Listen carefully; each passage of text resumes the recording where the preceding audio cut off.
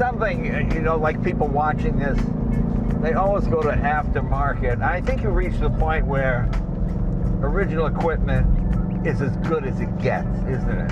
I mean, there's nothing really an aftermarket guy could do to this to make it faster than what it is now, without breaking emission rules or something of that nature. That's correct.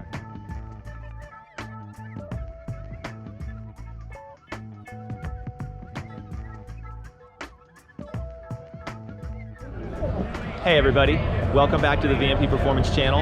I'm Justin, and I am at SEMA 2019. Behind me is the Ford Shelby GT500 display.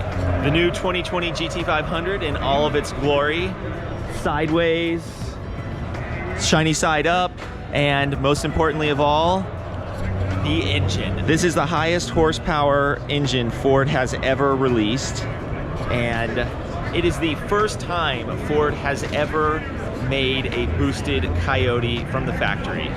You know, not just a Roush or a Ford Racing supercharger, but a truly factory engineered, the way the SVT engineers wanted it, supercharged Coyote. We have been boosting Coyotes now for 8 years, so it is very, very exciting for us to see what they did and then see how we're going to build upon it. Well, it already makes 760 horsepower. What do we need to build upon? Oh, there is so much more potential. So I hear that this engine only runs 12 PSI. Yes, just 12 pounds of boost. Most of you buying our base supercharger kit for the Coyote are only running 10 to 12 pounds of boost. And as further proof that this thing is really set up for low boost, look at this balancer. This is a stock size Coyote balancer. And the supercharger pulley.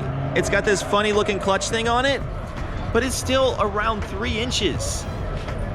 This is a built Coyote, fully built from the factory, lower compression, better rods, better pistons, better crankshaft, better everything, and it's only running 12 pounds of boost? We gotta fix that. To me, life starts at least 18 pounds of boost, and that's where we're gonna take this new GT500 engine as soon as we get our hands on one at VMP. I look at the new GT500 engine, it's a beautiful setup from the factory. It's got a 2.65 liter TVS, which is our favorite supercharger. VMP has several supercharger lines based on the 2.65 TVS. But why? Why this tiny throttle body? I mean, it's a 92 millimeter throttle body. But the GT350 has been coming with an 88 millimeter throttle body. We gotta fix that. We gotta fix this big supercharger pulley. We gotta fix this small balancer.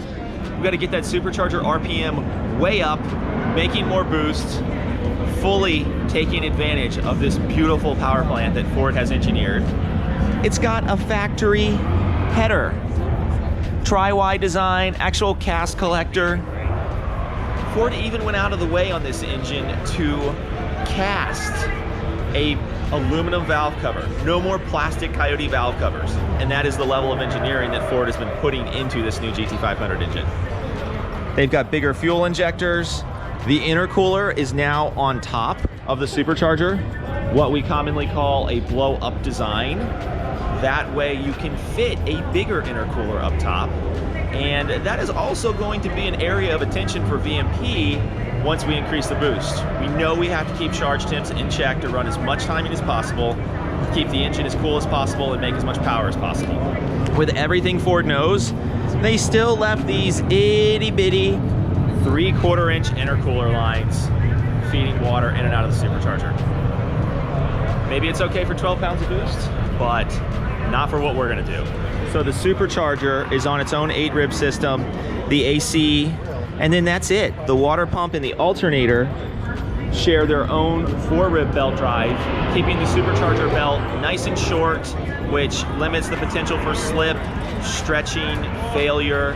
They've got a new oil filter assembly, new oil pan. So now that you've seen the engine, let's go talk about the car. Ford conveniently turned this one on its side for us so we could see the underside and all the engineering in all of its glory. The amount of air they got through the front grills of the new GT500 is simply amazing. And they are no longer using plastic grills. They're using this super nice honeycomb mesh. The reason for that is airflow. The plastic grills, they end up being kind of thick, and metal wire can be much thinner and let in a ton more air. So this car has a bunch of aero work done, not only for handling, but for cooling, because that 760 horsepower makes a lot of heat. The intercooler pump mounting location is kind of funky, but it works. And that's the same intercooler pump that was used on the 1314 GT500s, which it's a really nice flowing pump. I find it kind of interesting that they put heat shielding on the gas tank. It goes to show how much heat this thing will make running around a track.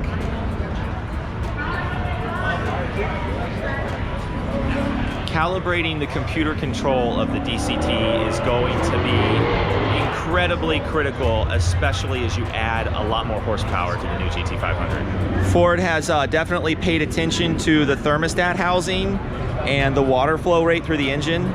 That cast aluminum thermostat housing is an all new piece, and you can bet that there's a very, very good reason for it. The plastic Y setup that a lot of Coyote owners are used to probably just wasn't holding up on the new GT500 in testing. Ford did an awesome job with this new Predator 5.2 liter factory supercharged 760 horsepower engine, which is just the evolution of the Coyote, but there is so much more potential left in it. Jay Leno got it wrong when he said that, oh, the factory's got it right. Hey everybody, I'm back in New Smyrna Beach, Florida at the VMP Ranch. From our VMP Gen 3R supercharger to our new Odin supercharger for 18-up Mustang, we are experts when it comes to supercharging, and we are going to push the 2020 GT500 to the limits and beyond. Mr. Jay Leno, you got it wrong. The factory is not as good as it gets. We're gonna make it so much better. Make sure you like, subscribe, and share, and I'll see you next time.